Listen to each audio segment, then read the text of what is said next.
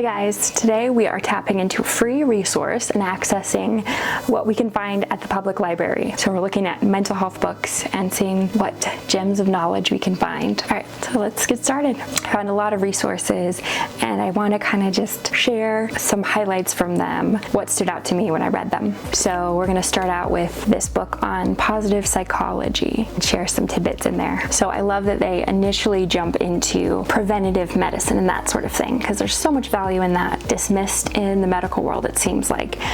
So they talk about how we're obsessed with what's making us sick and not nearly focused enough on what is keeping us well. So they discuss in here the psychological symptoms, which pretty streamlined, but I do like that they included physical symptoms as well. Those often go missed. Most people don't connect those to depression. Tiredness, lack of energy, disturbed sleep patterns, reduced sex drive, changes in appetite, even changes to your menstrual cycle. And there's more lesser known symptoms, I think, than what they've mentioned here, like feeling numb.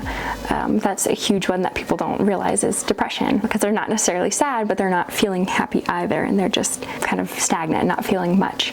Ruminating is another one, so getting stuck in your thinking and ruminating on thoughts and thinking and overanalyzing. Memory problems as well is something that can be missed, irritability. And then I like that they talk about social symptoms as well. Difficulties at home life, family life, friends, avoiding contact with friends, work performance suffering, or taking part in fewer social activities and those kinds of things. And then they go into the downward spiral of depression. In other words, just things slowly getting worse and worse, sort of compounding into bigger problems and more symptoms and issues come up, and cognitive dysfunction, unless help or intervention comes in. They talk about social spirals and the physical spiral in your body, pessimistic spiral of how you get more and more negative in your thinking about everything, and your thoughts and emotions and all of that really going downhill. And I love that they turn it around and talk about how to create an upward spiral and a positive trajectory.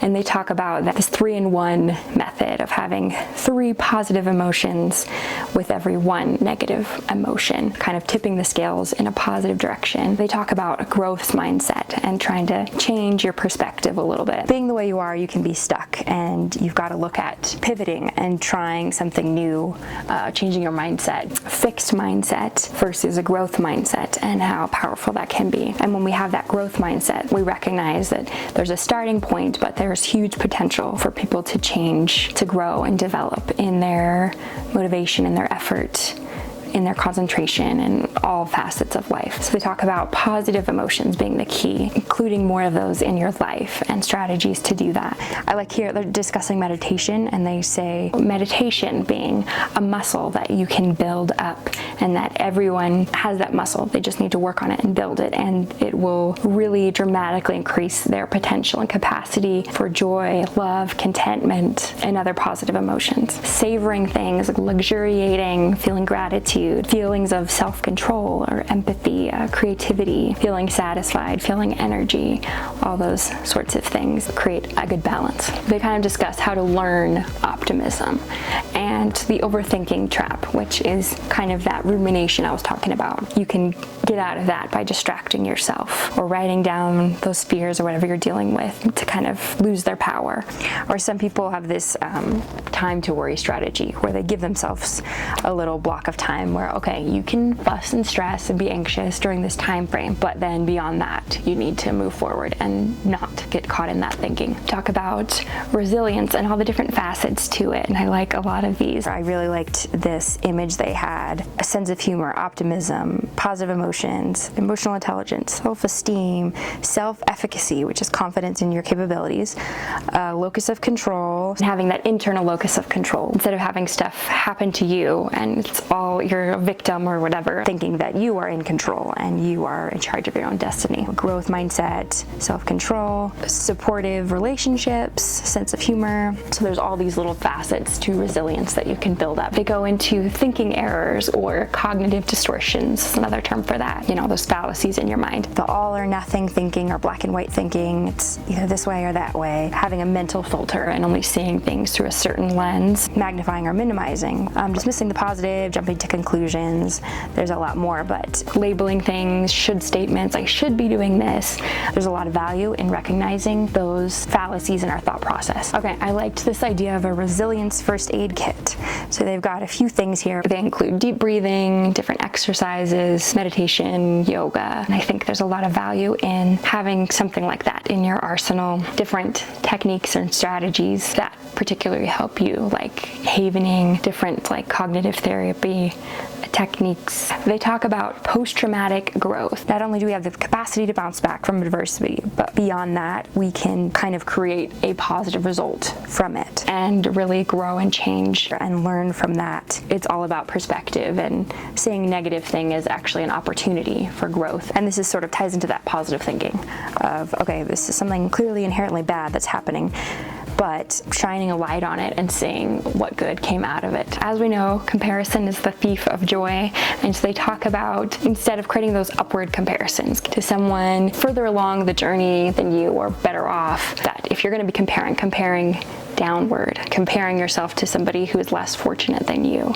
seeing that homeless person on the street and realizing, okay, my life isn't as terrible as it could be, and that's one way to find more gratitude and appreciation for where you're at in life. I like their perspective on physical activity. Of course, it boosts your mood through endorphins, can help alleviate stress and anxiety, increase your self-control and feeling of self-confidence, but it can also be a great distraction from those negative thought patterns, and there's just all around a lot of good things besides being good for your body. The rest of the book, they kind of talk about strengths and the value in your natural strengths and gifts, and how tapping into those can help guide you in where you should go and help you see the direction in life you should be taking, if that makes sense. This is hard because, of course, depression kind of beats you down and you become feeble, and the last thing you're doing is thinking about the great talents that you have. They describe your strengths as like clues to what you need to be doing and what you should be doing moving forward in your life, which I thought was a really cool way of looking at that. And when we embrace our strengths and tap into those and utilize those and appreciate them, there's so many benefits that can happen. Positive emotions, more positive sense of direction, we're able to achieve goals better. The big key though is they talk about how it can also protect from mental illness, and they also talk about the huge benefit of that with young people. When we celebrate and value different strengths beyond academic ones, it can help young people, especially with their self-esteem. A lot of the times it feels like when you're in school that your grades are kind of the only determination for how you're doing in life, and that can be really hard if you're not a great student. So I like that they talk about the value in celebrating their leadership skills or their creativity or other things that aren't necessarily academic, and how that can really help younger people, especially with their self-esteem, and just really puts them in a better trajectory for life versus feeling like they're at the bottom of the pile and they're not worth much, or there's not a lot of potential for them in life. So those were my thoughts for this book, just nuggets that I thought I would share and I thought could be beneficial to you. Click here for more.